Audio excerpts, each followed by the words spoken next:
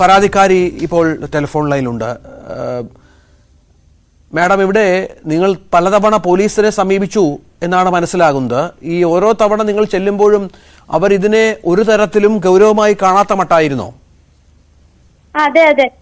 എന്താ അവർ പറഞ്ഞു? നിങ്ങളെ എങ്ങനെയാ അവർ പിന്തിരിപ്പിക്കാൻ ശ്രമിച്ചത്? കേൾക്കാമോ? എനിക്കിപ്പോ പറയാനുള്ളൊരു മാനസികാവസ്ഥ വന്നില്ല. ഭർത്താവിന്റെ ജോലി പോകും എന്നുള്ളൊരു ഇതാണ് അവര് ഇതാക്കിയത്. പോലീസ് പറഞ്ഞല്ലേ? ഒന്നും തന്നെ എനിക്കിപ്പോ സംസാരിക്കാൻ പറ്റുന്നില്ല. ഭർത്താവിന്റെ ജോലി പോകും, ഞങ്ങളെ ഭീഷണിപ്പെടുത്തും എന്നൊക്കെയാണ് പോലീസ് സ്റ്റേഷനിൽ നിന്ന് പറഞ്ഞത്. ഇയാൾക്കെതിരെ സപ്പോർട്ടാണ് പോലീസുകാര് ചെയ്തത്. ഇയാൾക്കെതിരെ പൂർണ്ണമായിട്ടുള്ള സപ്പോർട്ടാണ് പോലീസുകാർ അവിടുന്ന് ചെയ്തത്. ഒരു നിയമ നടപടിയും ഇയാളുടെ പേരിൽ എടുത്തിട്ടില്ല. ഇയാള് വെറുതെ ഇപ്പോഴും നടക്കുന്നു. 3 പ്രാവശ്യം പരാതി കൊടുത്തിട്ടും അയാള് എങ്ങനെയാണ് കോടതി അയാളെ വെറുതെ വിട്ടതെന്നൊന്നും അറിയില്ല. ഞാൻ ഹോസ്റ്റലിലായിരുന്നു. SP ഓഫീസിൽ പരാതി കൊടുത്തു. അങ്ങനെ കുറെ കാര്യങ്ങൾ ചെയ്തു. എന്നെ ക്രൂരമായിട്ട് അയാൾ പീഡിപ്പിച്ചു. ഞാൻ ഇപ്പോഴും പറയുന്നു, എന്നെ ക്രൂരമായിട്ട് അയാൾ പീഡിപ്പിച്ചു. അയാള് വെറുതെ വിടരുത്, അല്ലെങ്കിൽ ഞാൻ തന്നെ അയാളെ കൊല്ലും. കട്ടിലെ കെട്ടിയിട്ട് പീഡിപ്പിച്ചു, ചൂരൽ വടി കൊണ്ട് അടിച്ചു, മേലും ഉള്ളും. എനിക്ക് പറയാൻ പറ്റാത്തൊരു സാഹചര്യമാണെന്ന്. ഇപ്പോഴും അയാൾ വെറുതെ നടക്കുന്നു. അയാൾക്കെതിരെ എന്തെങ്കിലും നടപടി സ്വീകരിക്കണം. എന്റെ താഴ്മയായുള്ള ഒരു അപേക്ഷയാണ്. 15-ാം തീയതി പരാതി കൊടുത്തു. ഇന്ന് 21-ാം തീയതിയായി. ഇതുവരെ അയാൾക്കെതിരെ ഒരു നിയമ നടപടിയും എടുത്തിട്ടില്ല. അയാളെ കരുതൽ തടങ്കിൽ പോലും വച്ചിട്ടില്ല. എന്തെങ്കിലും ഇയാൾക്കെതിരെയായിട്ടൊരു ഇത് ചെയ്യണം.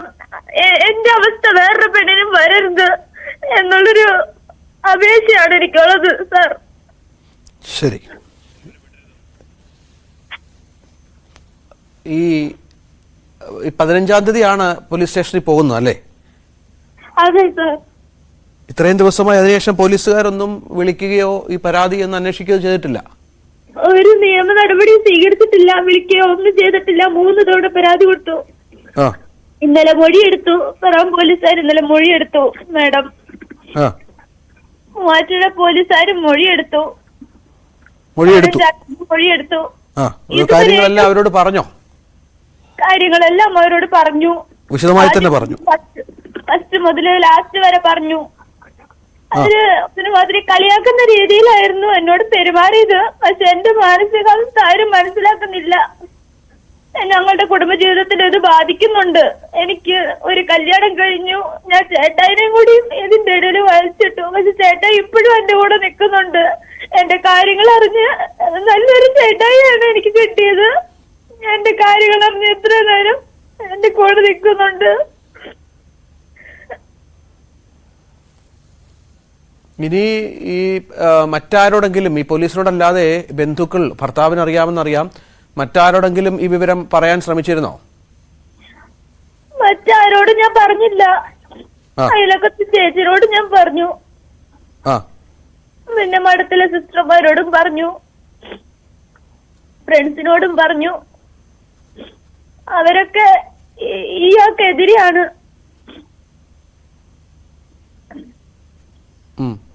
ഇയാൾ നേരത്തെ ഒരു പോക്സോ കേസിലൊക്കെ പ്രതിയാ അല്ലേ? പോസ്കോ കേസിൽ പ്രതിയാണ്. ഇയാൾക്ക് വേറെ ഭാര്യ മക്കളും ഉണ്ട് വേറെ സ്ഥലത്ത്. അതല്ലാതെ തന്നെ എന്റെ അമ്മേനെ കെട്ടിയ 2 മക്കളുമായി. വേറൊരു പെണ്ണിനെ കൊന്നു. ഇപ്പോഴും രാത്രിയിൽ അയാൾ ഇറങ്ങി നടക്കുന്നുണ്ട്. വേറൊരു കൊച്ചിന് ഇതുപോലെ വരരുത്. അമ്മയ്ക്ക് ഇക്കാര്യം അറിയാമോ? അമ്മയ്ക്ക് ഇക്കാര്യം അറിയാമോ? അമ്മയ്ക്ക് ഇക്കാര്യം അറിയാമോ? അമ്മയ്ക്ക് ഈ കാര്യം അറിയാം. അമ്മ എന്താ പറയുന്നത്?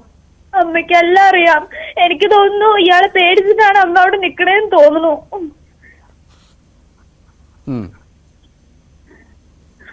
ഇയാള് അമ്മയുള്ളപ്പോഴാണ് പല പ്രാവശ്യം എന്നെ പീഡിപ്പിച്ചത്. ഞാൻ അമ്മേനോട് പറയുന്നുണ്ടായിരുന്നു. പക്ഷെ ഞാൻ അന്ന് കുഞ്ഞായിരുന്നു. എനിക്ക് ഇയാളെ നേരിടാനുള്ളൊരു അവസ്ഥയല്ലായിരുന്നു. എന്റെ കൂടെ നിൽക്കാൻ ആരും ഇല്ലായിരുന്നു.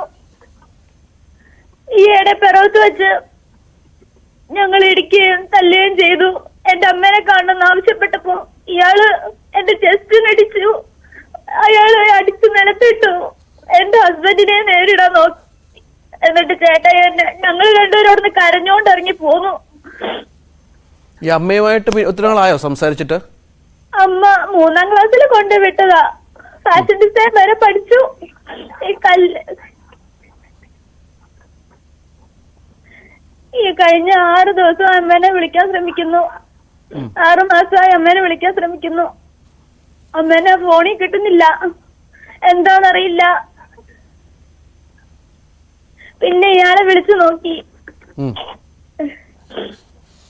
എന്താ ഇയാളെന്താ പറയുന്നത്? ഫോൺ കൊടുക്കുന്നില്ല. ആ, അതിനുശേഷമാണോ നേരിട്ട് ചെന്നപ്പോ ഈ മർദ്ദനമൊക്കെ ഉണ്ടായത്? അതെ. ഇയാള് എത്ര നാൾ ജയിലിൽ കിടന്ന ആളാണ്? 3 മാസം. പിന്നീട് പുറത്തിറങ്ങി. ആരിറക്കി, എന്താണ് ഇതിന്റെ പിന്നിലുള്ള കള്ളത്തരം എന്നൊന്നും എനിക്കറിയില്ല. പോലീസുകാർക്ക് ഇയാള് നേരത്തെ ഇത്തരം കേസുകളിൽ പ്രതിയാണെന്നൊക്കെയുള്ള കാര്യം അറിയാം അല്ലേ?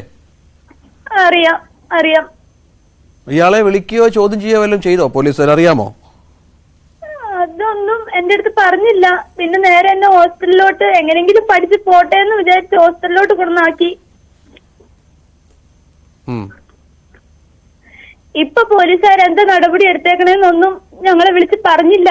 അത് പറഞ്ഞിരുന്നെങ്കിൽ ഒരു ആശ്വാസമെങ്കിലും കിട്ടിയേനെ. ഇന്നലെ ഞാൻ ചേട്ടനെ രാത്രി ഉറക്കിയിട്ടില്ല. കരഞ്ഞ് ചേട്ടൻ എനിക്ക് എന്നിട്ട് മരുന്നെടുത്ത് തന്നു. അപ്പോഴാണൊന്ന് ശാന്തായിട്ട് കിടന്നത്.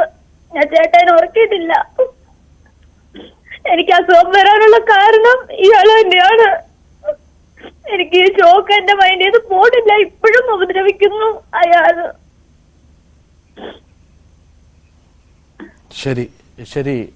എന്തായാലും പോലീസ് നടപടിയെടുക്കും എന്ന് പ്രതീക്ഷിക്കാൻ ഞങ്ങൾ അതിനുള്ള ശ്രമങ്ങൾ നടത്താം.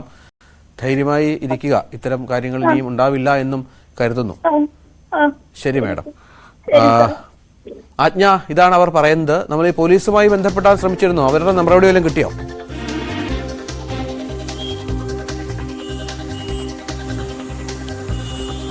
ഞാൻ പിറവം പോലീസ് സ്റ്റേഷനിലായിരുന്നു ഇവർ ആദ്യം പരാതി നൽകിയിരുന്നത്. പിറവം പോലീസ് സ്റ്റേഷനിൽ നിന്നാണ് കഴിഞ്ഞ ദിവസം എന്നോട് പറഞ്ഞത് മൊഴിയെടുക്കാൻ അവരെ വിളിച്ചിട്ടുണ്ട്. അപ്പം ഞാനിങ്ങനെ ചോദിച്ചു, സാർ ഇത് 3-4 തവണ അവർ പരാതി നൽകിയിട്ടുണ്ടായിരുന്നു, പക്ഷേ ഇത്തരം കാര്യത്തിൽ ഇതുവരെയും നടപടി ഉണ്ടായിരുന്നില്ല എന്നുള്ള കാര്യത്തിൽ. പക്ഷെ അതിന് വ്യക്തമായൊരു മറുപടി പറയുകയോ അല്ലെങ്കിൽ കേസ് ഏതാണെന്ന് ഞങ്ങൾക്ക് മനസ്സിലായില്ല എന്നുള്ള രീതിയിലൊക്കെ ആയിരുന്നു പോലീസിൻ്റെ പ്രതികരണം. അതിനുശേഷമാണ് ഞാൻ സ്പെസിഫിക് ആയിട്ട് പറഞ്ഞത്. കഴിഞ്ഞ ദിവസം അവർ ഫേസ്ബുക്ക് ലൈവ് ഇട്ടിരുന്നു. അതിനുശേഷമാണ് ആളുടെ പേര് ഇന്നതല്ലേ എന്നോട് ചോദിക്കുന്നത്. അതിലാണ് ഞങ്ങൾ മൊഴിയെടുക്കാൻ തീരുമാനിച്ചിട്ടുള്ളത്. അവരെ വിളിച്ചിട്ടുണ്ട്, മൊഴിയെടുക്കാൻ വേണ്ടിയിട്ട് വിളിച്ചിട്ടുണ്ട് എന്നുള്ള കാര്യം മാത്രമാണ്. പക്ഷേ 15-ാം തീയതി നൽകിയ പരാതി എന്ന് പറയുന്നത് ഇന്ന് 20, ഇന്നലെ 19-ാം തീയതിയാണ് വിളിക്കുന്നത്. 15-ാം തീയതി നൽകിയതെന്ന് പരാതി, നിരന്തരം നൽകിയ പരാതിയിലെ അവസാനത്തെ പരാതിയാണ്. അതിലൊന്നും മറുപടി, അല്ലെങ്കിൽ മുൻപ് ഈ പെൺകുട്ടിയെ വിളിക്കുമ്പോഴും, അല്ലെങ്കിൽ ഞാൻ നേരത്തെ സൂചിപ്പിച്ചല്ലോ, ഇതിന് ബോർഡർ ലൈൻ സിൻഡ്രോം റെക്കഗ്നൈസ് ചെയ്ത ഒരു ലേഡിയാണ്. അതിനു മുൻപും ഇവരെ പരാതി നൽകാൻ വിളിക്കുമ്പോഴോ അതല്ലെങ്കിൽ പരാതിയുമായി ബന്ധപ്പെട്ട് വിളിക്കുമ്പോഴോ ഒക്കെ ഇവരുടെ മാനസികാവസ്ഥ മനസ്സിലാക്കാതെ, അല്ലെങ്കിൽ നിരവധി കൗൺസിലിംഗ് അറ്റൻഡ് ചെയ്ത ഒരു പെൺകുട്ടി, മാനസിക അസ്വാസ്ഥ്യം മൂലം അതിനുള്ള മെഡിക്കേഷൻസ് എടുത്തുകൊണ്ടിരിക്കുന്ന ഒരു പെൺകുട്ടി, അത് പ്രത്യേകിച്ച് ഇത്തരത്തിൽ ബാല്യാവസ്ഥയിലുണ്ടായ ഇത്തരം പീഡനത്തിന്റെ ബാക്കി പത്രമായിട്ട്. രഞ്ജിത്ത്, ഒരു കാര്യമുണ്ട്, നമ്മുടെ സമൂഹത്തിൽ ഇങ്ങനെ നിരവധി പെൺകുട്ടികളുണ്ട്. പക്ഷേ സമൂഹം തന്നെ ഇത്തരത്തിൽ മാറ്റി നിർത്തുന്നോ അതല്ലെങ്കിൽ തനിക്ക് നല്ല കുടുംബജീവിതം ലഭിക്കത്തില്ലെന്നോ അങ്ങനെയൊക്കെ വിചാരിച്ചുകൊണ്ട് ഇത്തരം കാര്യങ്ങൾ തുറന്നു പറയാതെ അങ്ങേയറ്റം മാനസിക ബുദ്ധിമുട്ടുകളിലേക്കും അതല്ലെങ്കിൽ സൂയിസൈഡ് ടെൻഡൻസി ഉണ്ടാകുന്ന വിഷാദ രോഗത്തിലേക്കും ഒക്കെ വഴുതി വീഴുന്ന ഒരുപാട് പെൺകുട്ടികൾ നമ്മുടെ സമൂഹത്തിലുണ്ട്.